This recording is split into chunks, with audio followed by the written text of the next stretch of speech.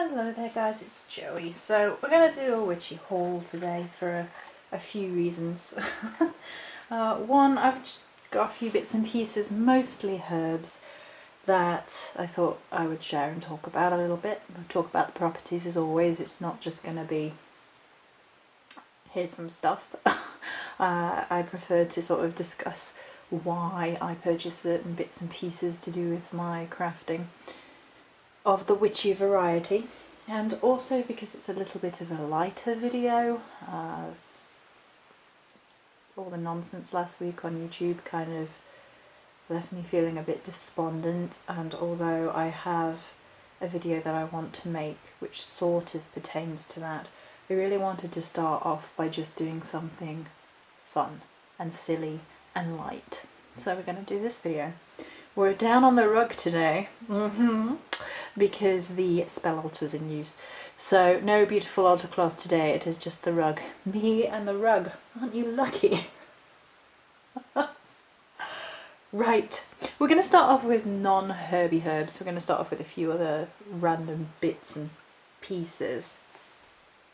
Just to, you know, I mean, they're not particularly fascinating, but, you know, I got some basic Tealights from Tesco Basic.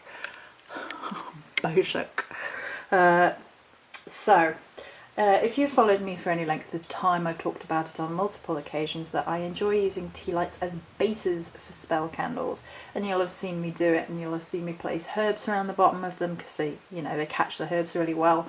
If you roll herbs onto your spell candles in any fall, they can help catch it. I mean, you still want to put it on a heat-proof surface and in a holder, but the added tea light down the bottom really helps. You can also coordinate some of the colour magic with regards to the tea light that you put on the bottom. I don't actually have any spell candles to hand because they were all put away, but I tend to use black and white tea light bases. Sometimes I use other colours as well, but generally speaking I get the black and the white tea light bases. And that means that you can then coordinate your spell twofold if you're using colour magic. So say you wanted to increase and attract something, you could then use the white tea light base, but if you were wanting to banish or lessen something, then you use the black base. And it means you can just add another layer of colour magic to your witchy spell crafting. Fairly cheap for the basic ones, and you know, that's what I use them for, so I don't need them to be particularly posh.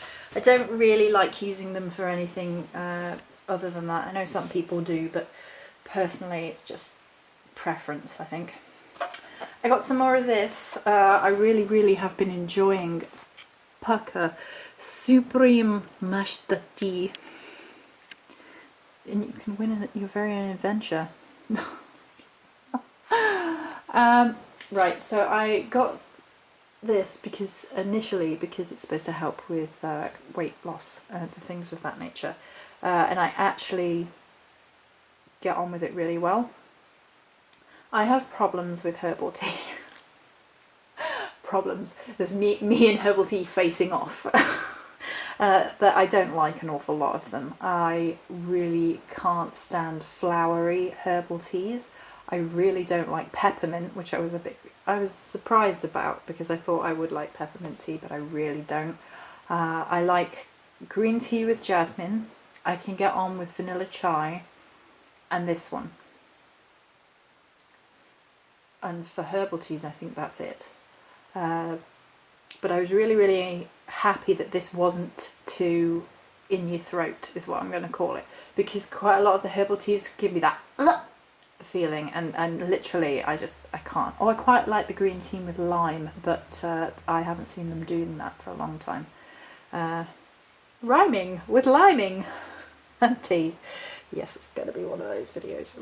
So I highly recommend this tea right here. It's really good and it is helping. So it replenishes your magical powers, supposedly, says the pack. But I really enjoy it. I think it's... And the boxes are really quite cute. I mean, I would happily hang on to that box and like store stuff in it. I don't know if that's just me It's Virgo-ness for you. And the last non-herby herb thing that I want to recommend is something I grabbed today. This is Barry M's new concealer, Light Reflecting Concealer. Okay, wow, that's really great on cam. Oh, no, we can just about pick it up, the colours. Right, so I will say the following things about Barry M. I have always been a Barry M freak since I was a teenager. They're a UK based company, so there's no like overseas traffic to the UK. They have never tested on animals.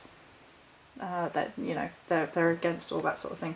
And they're well worth checking out. I love Barry M. I was really disappointed when they stopped all the Dazzle Dust colours, and they now have about 10 and that's it.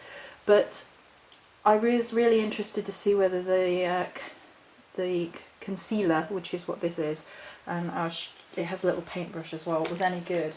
I've had trouble getting hold of concealers. It works really, really well for a light reflecting one. I tried it under my eyes when I got home, so I'll show you the brush. It's just a little, like a lip paintbrush almost. I will say this though, this is the lightest colour. This is called Ivory. Now, I don't think my skin is anywhere near ivory. I don't think my skin is that light either. And this works for me. So I think if you're really pale skinned, this might be too dark, because the other two colours are darker than this, and I could possibly have gone with the next one up, but it just had a bit too much yellow in it for my skin.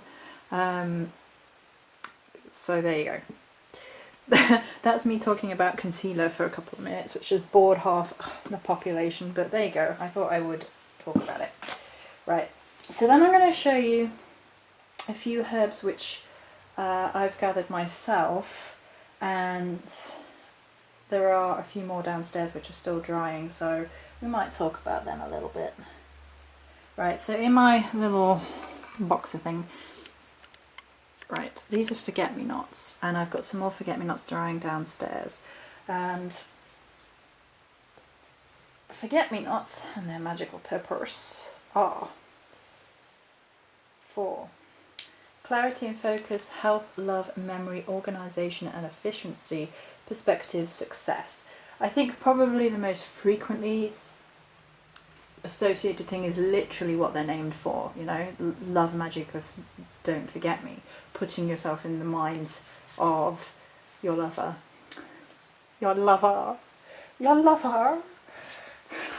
I'm going to go farmer in a minute. Lover. Brains. Right, so I have been imbuing it with this. This is my Tealights in Restaurate. This was a find and a half. I haven't seen one since. So Tealights is one of the major love stones, as well as inspiring spiritual awareness and channeling ability. It teaches you to live from your truth, and it can help you with sort of past life recall, but not getting too stuck on the past life stuff, like to help you sort of accumulate the spiritual knowledge that you need to know, but not get stuck on it, which is important. A loving stone that protects the soul from shocks, trauma and disappointments. So I've been imbuing the forget-me-nots with the Tealights for that reason. It sort of combines those beautiful sort of spiritual messages of sort of clarity and perception, but it also has like that major love theme going on. There's a lot of forget-me-nots in the garden right now, so I have harvested some on the quiet and I'm imbuing them.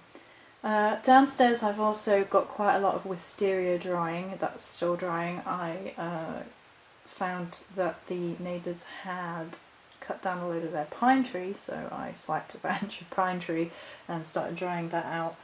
And there's more forget-me-nots. There was a little bit of lilac, still drying. So those are downstairs. Okay, and then I brought back a couple of pieces of wood from Sherwood Forest, which is the last video. So I managed to get a lovely piece of oak that was on the ground, just bark. I'm not sure what I'm going to do with this piece yet, but the shape is beautiful. And then I brought back a stick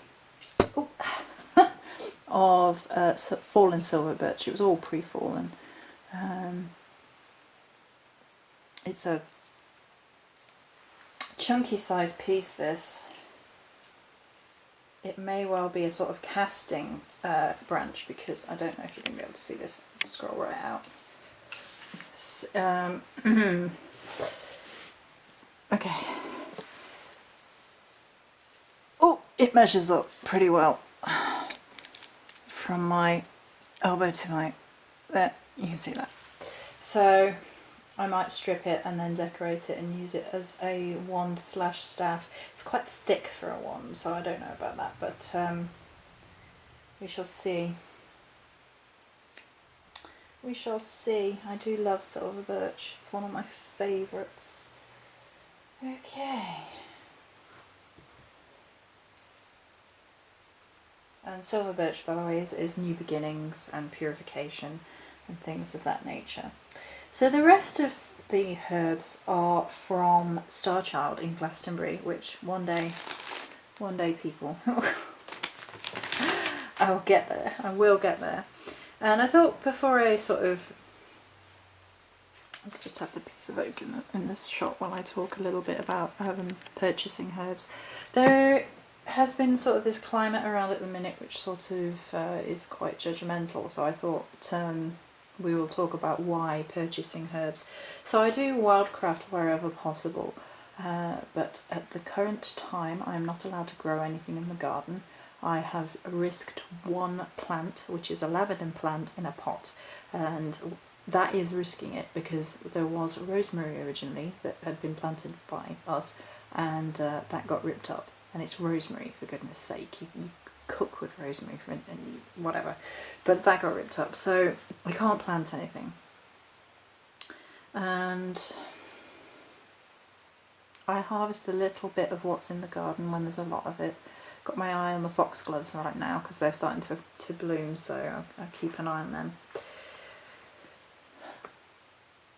But certain things I just can't get hold of. And then there are things I can get hold of in limited amounts, but what with creating herbal blends a lot for the store and other bits and pieces that I really do work a lot with, I get to the point where I need to purchase certain herbs and things from a place I trust. Thus far, Starchild has been amazing. The shipping is quite quick, and you get free shipping over £25. The prices are reasonable. Most of the herbs are organic, so there you go. We're going to go through the herbs I got. I did stock up a little bit, although I did forget a couple of things which I realised later, like, oh, you have one of those moments and you're like, oh, I can't believe I forgot something, but there you go. So let's go through the bits and pieces that I picked up from Starchild. Okay, so I picked up some red sandalwood. And I can tell you the prices of these actually because I couldn't do that last time and I thought people might be interested in knowing the prices of herbs and things from here. So it's 100 grams. Oh, and they don't have the prices on here. You're kidding! Oh, well, colour me silly. I get the receipt and there's no prices on them, of course. Right, fine, whatever. Right, I use a lot of red sandalwood and I have in recent times been quite put out with the other place where I used to get quite a lot of herbs from. And so I'm literally trying to phase out buying herbs from them because from the other place, Pagan Dreams, and I've just not been happy with them. They've just, like, sometimes things are off, or you can tell that they're old, and things like that. So I've really not been very happy with them lately, and Star Child are a much higher quality, I think is the word that I really wanted. Okay, so it looks like it's only Sandalwood in the Herbal Compendium.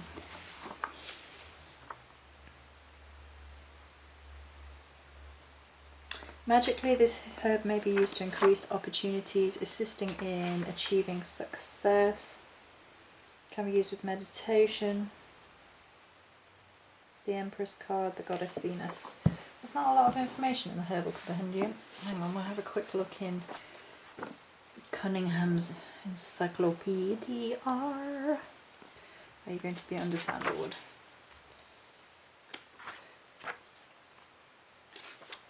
Yeah. Feminine, Venus, water, love. Red sandalwood is burned to bring love. It's sprinkled in areas that need to be cleansed of negativity. So the two sort of really strong essences that I think red sandalwood brings to the table is it does work really well in matters of love and love magic, which you can sort of incorporate into a lot of workings, because you don't have to literally be like, I'm casting for a love spell, so I will use some red sandalwood. It doesn't have to be like that. You can sort of adapt and change what you're looking for. For me, it has a really strong mother energy in terms of the goddess energy, so it can be quite lustful and sexually aware and sexually open. So then you can sort of relate it back to the root chakra and any work to do with that. So it becomes a little bit more about your libido, but also grounding work and sort of being present and in the real world. Additionally, it really brings up energies of horse work for me, particularly with the goddess Maha, given as the mother aspect of the Morrigan. That's just my own feeling on it. I don't know where that comes from particularly. That's just something that I associate it with, that sort of ability to sort of form a bond and partnership, and this sort of history of horses and horse magic with people. And you can kind of see it as a herb which reflects those energies in twofold. In one, it's quite warrior-esque, because, you know, horses and humans have gone through history together throughout wartime, and on the other side of it, it can be quite sort of grounded in sort of earth work, grounding and love magic and lust magic and fertility work, in terms of the horse and human beings having this quite personal relationship with farming the land. So that's how I feel about red sandalwood. I've got a whole video about that anyway, so we won't go on any more about that, because I probably could. So, what should we do next? Let's do Angelica Root. Hello, my love. That was really creepy. Let's not use that voice ever again. Angelica Root is my #1 root. I friggin' adore it. I just... If someone said to me you can only have one root for the for the rest of your life, it would be Angelica. I love it. Okay. I shall read from the book. I probably could give you a running commentary about Angelica Root myself, but we will read from the book. Point of reference. Counter magic herb, herb of consecration, herb of immortality, herb of protection, herb of purification, related to the Archangel Michael, as well as the solar energies of Leo. One of the most valuable herbs of protection, the magical property of Angelica works in 2 ways. One is establishing protection, creating a barrier against harmful energies. The other is filling the person with abundance of good radiant energy. Has a pleasing flavour. It does. I love it. I love the smell. Enhance one's aura, aid the person in maintaining a joyful outlook, and assist in allowing the internal psychic self to be open and functional. May be used in ritual bathing for self-blessings and in rituals of purification. There's bits and pieces with it being associated with Atlantis, but I'll leave it up to you how you feel about that. For any person desirous of reaching one's inner light, of finding inspiration and tapping into one's highest ideals, Angelica will help you embrace and embody your spiritual essence. May be used with the Strength card throughout meditation. Yeah, I love this herb. This herb is a lion amongst herbs, literally, because it's associated with Leo. It's powerful, it's brave, it's courageous, it's regal, if that makes sense. It has that sovereign energy throughout, and just, I adore it. And the Star Child is the best Angelica I have yet to come across. It's always fresh, it's always vibrant before you've even done anything with it. It always smells damn good. I think I might actually just sit here and sniff it. Oh, yum. Right, what should we do next? It's like a wheel of herbs, a wheel of fortune. Let's do wormwood. Da, da, da. Wormwood. I'm going to tell you how I feel about wormwood first. Wormwood is a herb which is sometimes substituted for graveyard dirt. I mean, I don't particularly agree with doing that particularly. However, wormwood has that particular sort of depth to things. It really does conjure up images, in my mind anyway, of it sort of draining anything away, just putting it to death, getting rid of it. It also works in the realm of the psychic, the realm of the dead. Masculine fire. Iris, Diana, Artemis. Psychic powers, protection, love, calling, spirit. Is burnt in developing psychic powers and worn for this purpose. Carried, it protects not only against bewitchment but also from the bite of sea serpents. According to ancient traditions, it counteracts the effects of poisoning by hemlock and toadstools, but I wouldn't bet my life on its effectiveness. It's sometimes used in love infusions, probably because it was once made into an alcoholic beverage called absinthe. This highly addictive and dangerous liquor is now outlawed or banned in many countries, but the reputation lingers, and wormwood is still used in love making, love mixtures. One such use is to place it under the bed to draw a loved one. So I wasn't 100 miles away. It's also burnt to summon spirits. It is sometimes mixed with sandalwood for this purpose. If burnt in graveyards, the spirits of the dead will rise and speak, according to old grimoires. No, that's not why I have sandalwood. Yeah. There's enough spirits around without that. And according to the Herbal Compendium, is also associated with the Lover's card of the Tarot. For all the reasons. I'm going to read this because this is interesting. Grieve gives an old love charm in a modern herbal. Right. On St. Luke's Day, take marigold flowers, a sprig of marigem, thyme and a little wormwood.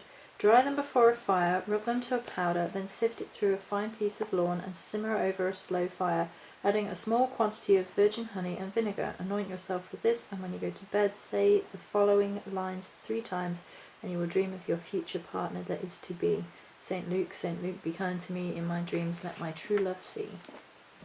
So there you go. That's interesting. I think it's interesting. Maybe not to everybody, but you know.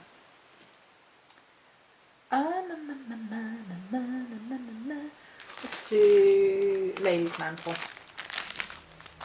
Got some Lady's Mantle. I haven't worked a whole lot with Lady's Mantle, so this is one of 2 herbs, which I was a bit like, I haven't really worked with that, I want to try.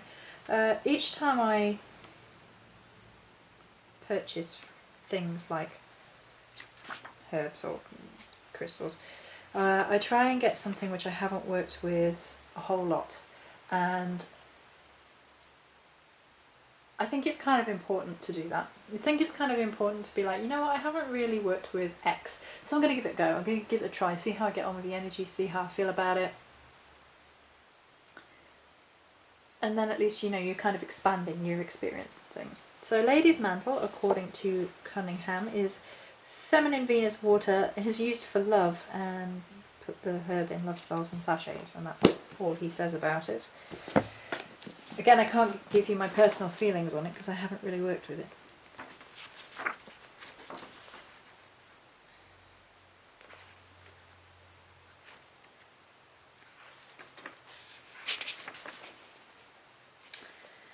Okay, in the compendium, Venus and Mars.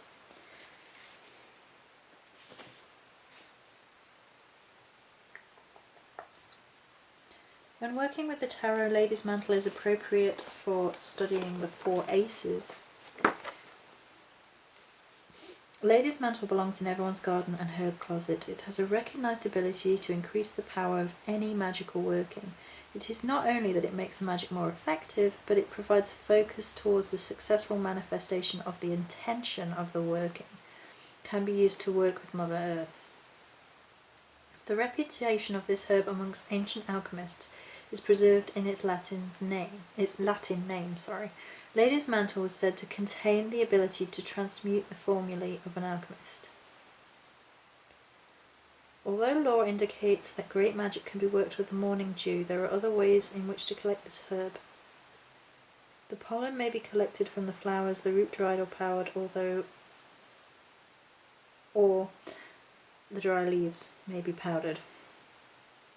One may think of the Lady's Mantle as having the ability to add a metaphorical exclamation mark to one's magical intent. That's an amazing description. I like that. That's much better than Cunningham's description. And then the other one I haven't really worked with is Motherwort. So, a new mint. I'll have a look in the Herbal Compendium. Oh, another Leo. Venus, Leo, Counter Magic, Herb of Protection. Motherwort is a strengthening herb. It gives a person a sense of purpose and joy and the completion of work. It brings an attitude that all succeed, allows for inner growth, particularly relating to trust, and knowing that all will work towards a good and positive conclusion. Most useful in magical tonics. Few herbs are so good for building inner confidence. So there you go.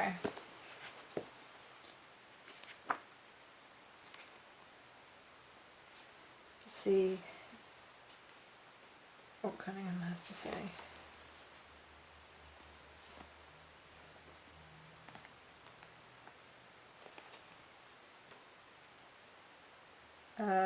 Cunningham has nothing to say because Motherwort is not in there.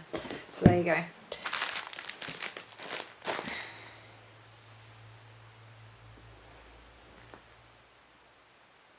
My window is squeaking at me. So now I got some Witch Hazel. Witch Hazel, Witch Hazel. Do do do do do. I don't normally sing like that. That's my stupid singing. Okay.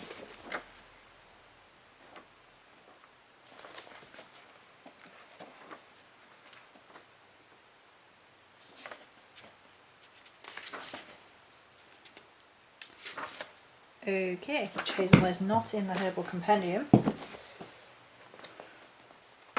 That's odd. Unless it's under Hazel, but... Witch Hazel. Folk names: Snapping Hazelnut, Spotted Alder, Winterbloom. Masculine, sun and fire, used for protection and chastity. Witch Hazel has long been used to fashion divining rods. The twig and bark are used to protect against evil influences.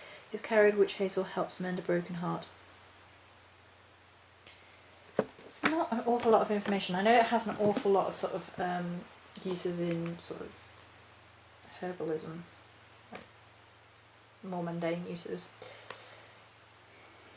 We shall check Mr. iPad for a few more magical uses. Okay.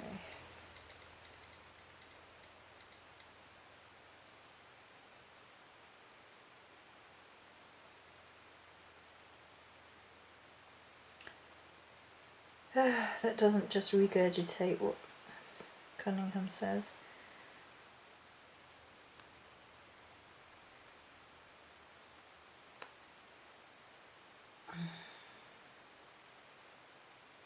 Oh, okay. It's just going. Are they all going to just regurgitate the?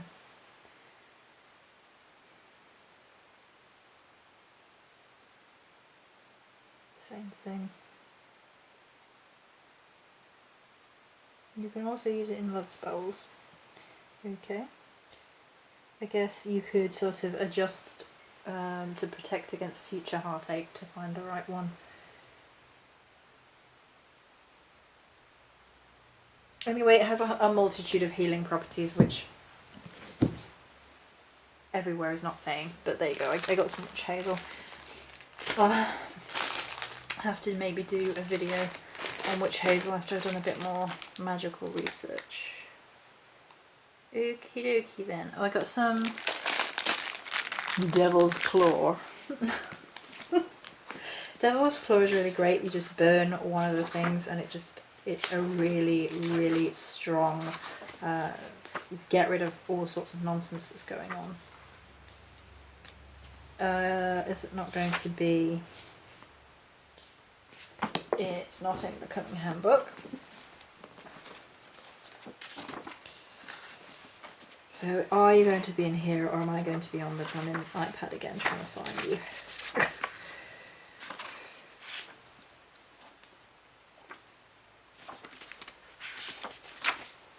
Yep, we're going on the iPad. 1 second.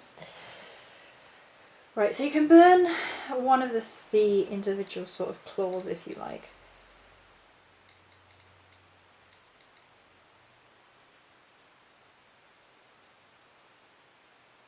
For really sort of a really good strong getting rid of anything negative thing. We'll actually read from the Star Child thing.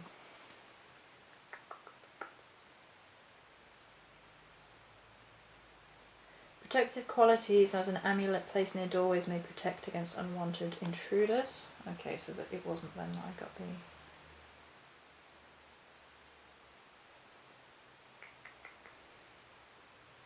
Okay. Fire associated with Tazididi, Isis, Athena, Shiva. A powerful exorcism and purification herb. It is burnt on a charcoal disc to cleanse your house of negativity or when casting a magical circle to clear any residual negative energy and create a pure space for your magical work. It is a great herb to burn when moving into a new home. You remove the energies of previous tenants. It has powerful protective qualities and as an amulet may be placed near doorways to guard against unwanted intruders. They make excellent protective charms.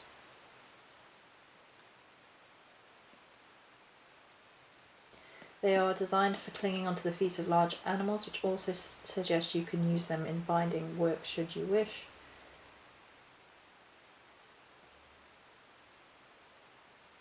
Caustic and threatening plants are protective, anything poisonous or thorny.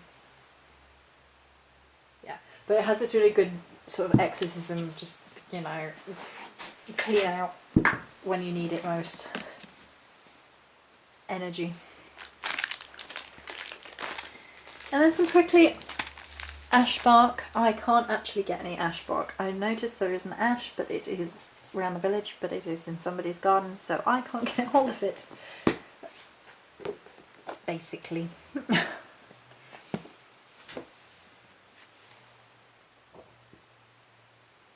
And we will look that up as well, because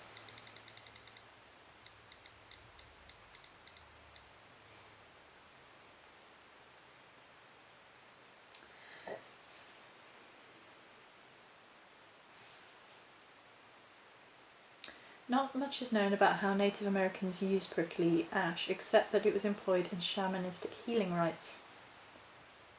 This stimulating effect can kindle the inner fire and be used for initiation rituals or to add or heighten the acuity of the senses. The hot nature of this herb can be utilised for love and lust charms. So there you go. Right, so the final 4 are things which I have access to in limited amounts, but I use them quite a lot for my own personal use and again for creating bits and pieces. So I decided, because I trust Starchild and their energies and of things, that I really wanted to pick some bits and pieces up. So the first thing is hawthorn berries. I picked up a few more hawthorn berries. This is the month of hawthorn. I'm going to be doing some videos and work coming up with hawthorn. Right.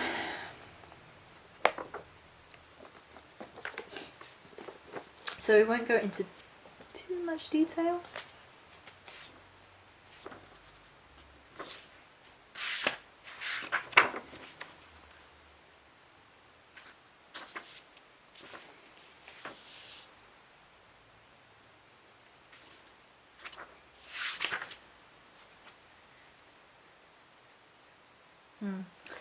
Okay, the Herbal Compendium is useless and gives no magical properties. It just has a load of lore. There is a lot of lore associated with the hawthorn tree, with it being a tree of the oak, ash and thorn, of being the entrance to the other world, / the entrance to the realm of the Fae. Fertility.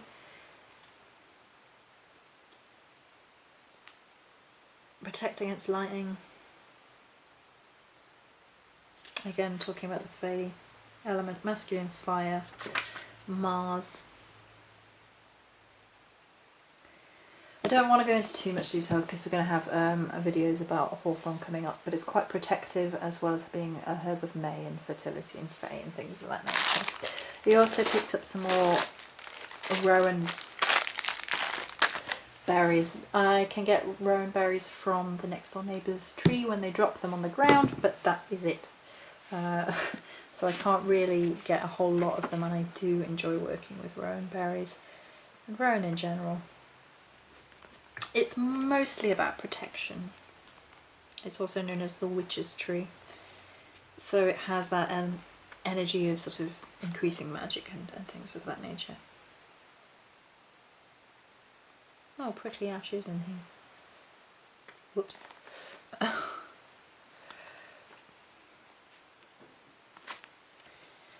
Sun, fire, Thor. Psychic powers, healing, power, success and protection.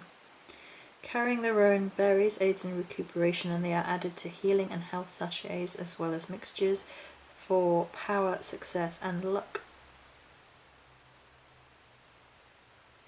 So there you go. A really, really lovely energy of protection. Oh, I do like that.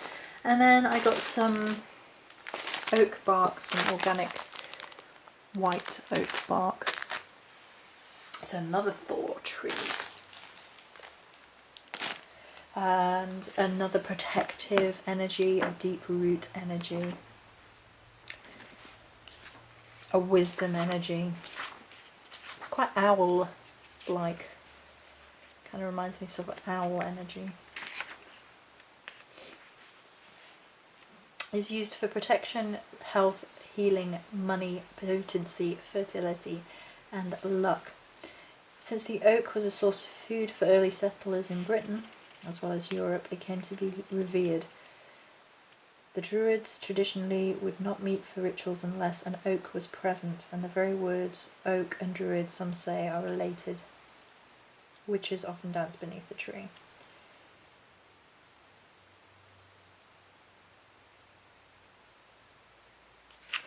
A lot of protective energies associated with it. Good luck. Observation. Oak is one of those trees. I mean, we went and saw the grand old oak in Sherwood Forest, and it was insane. And in the centre of the town in which I live nearby, there is a walkway on which there is something like 20 oak trees and like on either side of the path, and you walk through and you come out humming with energy. It actually made me feel quite high because I was just like walking through the energy of these oak trees, and it was insane.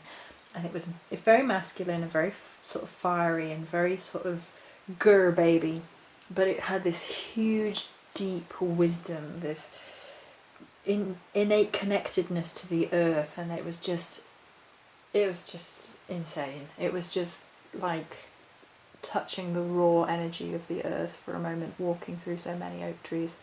It's amazing. I love it. It also helps me with the divine masculine a little bit, because it's something which I sometimes have a little bit of a struggle with, but not particularly anymore, but it does help with that. And last but not least, some willow bark. I can get willow bark from the willow tree in the village, but I don't feel right about taking too much from those particular trees. I sort of tend to go and talk to those trees, and if they sort of gift anything, then I take it. You know, if it's lying on the ground, that sort of thing. But I don't feel right about taking any more than that from those particular trees, because they already give me so much. It's a place to ground, a place to, feel connected. So willow would be the opposite of oak. It would be the divine feminine, moon, water. Love, divination, protection and healing, as well as burial mounds, which means they're symbolic with death. We've got a whole video very recently about willow, so you know how I feel about it. You know, it's particularly for me, it's very much about healing and rebirth, sort of death and rebirth, so it kind of helps you through some of the most difficult times. You can use it, of course, with love and love divination.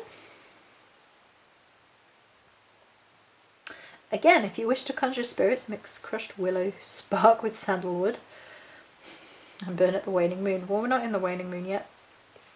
Oh dear. So there you go. I promise that's not what I'm up to. I just needed things that I was running out of, so yeah, I think that's everything, apart from the herbs which are still drying downstairs, which I can't really show you because they're mid-dry. But yeah, that's everything. Yes. Right, so like I said, unfortunately I haven't got access to grow and harvest too much of herbs and trees and things. So it's good to have somewhere that you can rely on, and I think so far Starchild is amazing. I just wish I could be in Glastonbury. I'd never leave. And